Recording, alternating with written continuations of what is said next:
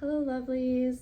I'm Dr. Lisa Mateka, and I help those with cancer navigate their inner journey towards health and wellness on all levels, physically, mentally, emotionally, energetically, spiritually, to stack the odds in their favor and self-realize wholeness without having to suffer and figure it out alone. And today, a quick reminder on something that I needed to be reminded of myself, and that was the importance of spending time in nature. Now, don't confuse simplicity for lack of profundity. Simple, yes, but potentially quite profound, yes.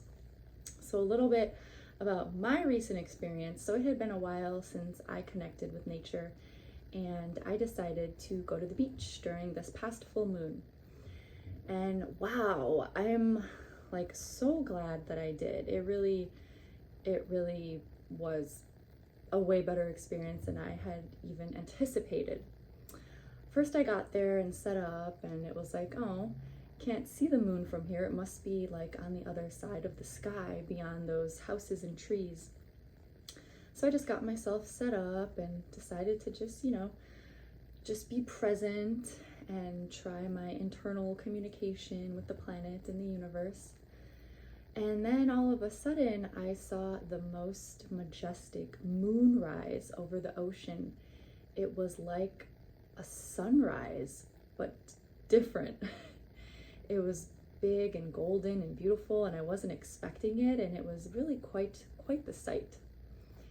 It really is, there really are no words for that. This video is somewhat hard because it's hard to describe the benefits. I'm sure you have had experiences like that. Maybe you just forgot how profound they are.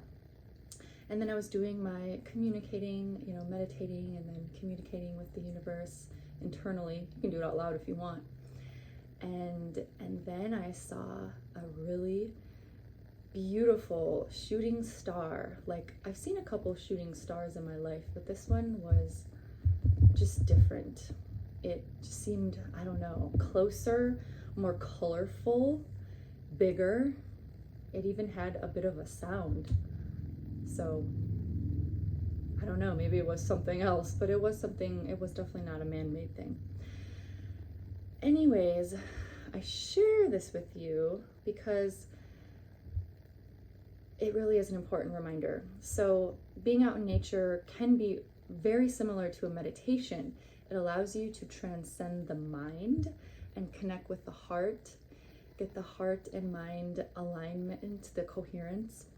Like, all the benefits you can experience from meditation can also easily be experienced when out in nature. And there's a lot of meditation benefits. I am going to have to do a video on meditation. There's so many. But yeah, it's rejuvenating, reinvigorating. It can imbue you with a sense of love and wholeness and peace, and allows you to raise your vibration, frequency. Similar to meditation, it allows you to be the observer. Like with meditation, you're being the observer of yourself. And in nature, when you meditate in nature, it's kind of like this fun connection, because we are nature, right? We're all one, us and nature. And we're being the observer of ourselves and also the observer of nature. And a lot of really great healing discoveries have come from observing nature. The basis of anthroposophic medicine, which I'm not going to get into. If you're curious about that, you can look it up, anthroposophic. It's quite a complex thing to describe on a short video anyway. The doctrine of signatures, and that's where you find something in nature that resembles something, and that's what it happens to be good for. Like, for example, a walnut looks like a brain, and walnuts happen to be good for brains. That's a doctrine of signatures. Just an example. Hydrotherapy actually came from observing animals in nature. When they got injured, they would soak themselves in water.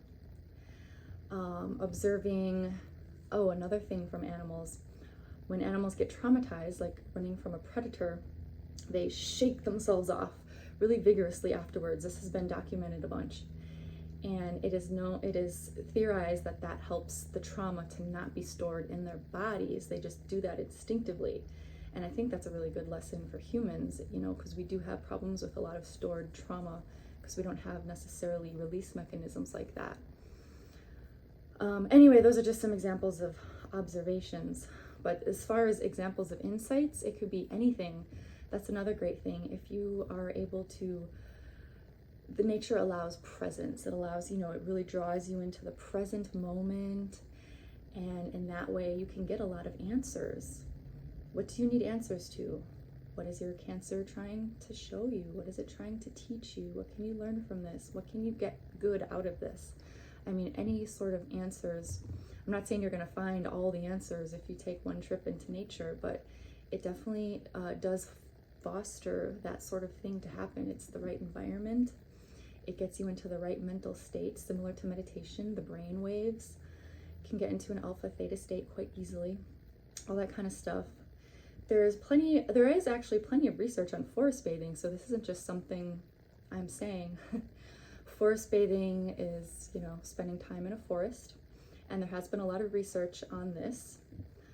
The earthing is another term that's used. That's when people are physically connecting to the earth, a lot of times through barefoot walking. That's supposed to help ground somebody.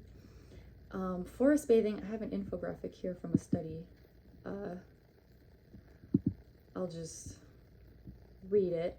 So some of the benefits of forest bathing are supports immune health, promotes heart health, decreases stress, enhances relaxation, enhances human spirituality, of course, improves sleep, and improves mood. So not very surprising, but these are documented things. And it's also said that one of the reasons being either in a forest or in ocean water is so healing and cleansing is because of all the negative ions. I guess it's theorized the abundance of negative ions out in the natural world helps to balance, our overabundance of the positive ions, and it helps to balance and cleanse, something like that. And that's why people like salt lamps too. Salt lamps can do that on a small scale.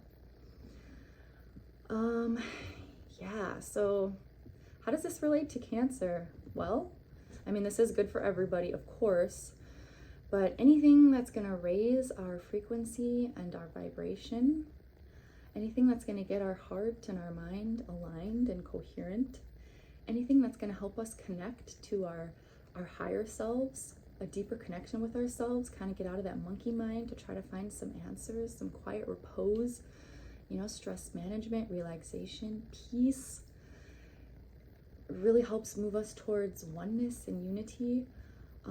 All these things. Oh, and emotional processing. A lot of people find that being out in nature really helps them to process their emotions. And as I talked about in a previous video, there's a big correlation with unprocessed emotions and, subconscious emotions in Cancer. Yeah, just getting in touch with our true selves and spending time in nature, knowing that we are a part of it. We're not separate. We are connected to it and everything. It really is, all of that is going to be healing. So not to mention, kind of interesting fact, in my pranic healing book, actually specifically in the Cancer protocol, so once somebody does the pranic healing Cancer protocol, it is recommended afterwards that the person go and lay under a big healthy tree to absorb some tree prana's energy, or to absorb some ground prana on clean ground. The state of the ground is pretty important, like not having a septic tank buried underneath or something like that is what you're supposed to do after the Cancer healing protocol and the pranic healing. Also, it said have the person bathe in the ocean 20 minutes every day. Something about the salt water is said to really help move the energy around. And then if you don't have access to the ocean, a saltwater bath is an all right substitute. So yeah, there's something to this nature thing. Old school naturopaths would often recommend daily sunshine, daily fresh air, occasional outdoor activities, just as basic protocols for the foundations of health. Of course, you get out what you put in, going into the nature with an open mind, an open heart, intentions to connect with yourself, the universe, the planet, maybe to find some answers, whatever specific intention you have. This is an important part, I highly recommend going alone if you're physically able to do so, and it's safe for you to do so. And as lovely as it is to share this experience with a loved one, it just ends up being, it's more of a distraction. It ends up being more of a beautiful backdrop for a conversation with the person you're with, and more of a connection with them than a connection with yourself and the planet. So that's why it really is a whole different experience going by yourself. So if you're like, yeah, I've been in nature, I haven't had any experiences like that, I mean, it's possible for everybody to experience that though. And one of the ways is honestly to go alone. That is, if you can, that is going to make a world of difference, because there's nothing else to worry. You're not worrying about the other person, how they're doing, what to say, how the mind gets. The focus is truly on almost like a meditation, like you're going inward, you're connecting with yourself and the natural world. So yeah, going alone is, I would say, try that. And what if you're not near any nature? Well, if that's the case and you don't have a car to, occasionally drive somewhere else, I would say, and there has been studies on this, even just a park with green spaces, a garden, or your yard if you have one will do. I mean, it is nature. It's maybe not quite as easy to fall into the kind of state I'm speaking of. It's not maybe quite as easy as if you were like surrounded by this great natural beauty, but it is possible, and you can find nature everywhere. I mean, there's so much it can teach you, just appreciating the simple things in life, a perspective change, once you study the intricacies of a flower, or, we've all felt what it's like to see an awe-inspiring sunset. There's just something about nature and the ability it has to bring us more towards oneness and wholeness. It's something like I said, it's kind of hard for me to put into words for this video, but I think you get the idea. So again, there are many studies on this. In fact, there's like products on the market now. You can buy certain mattresses and mats that are supposed to be good for grounding. Schumann resonance machines are a thing for trying to regenerate the heartbeat of the earth, so to speak. Oh, interesting little fact. The Om that people do in meditation, Om, that is actually the frequency of the Earth's rotation around the sun at 136.1 hertz.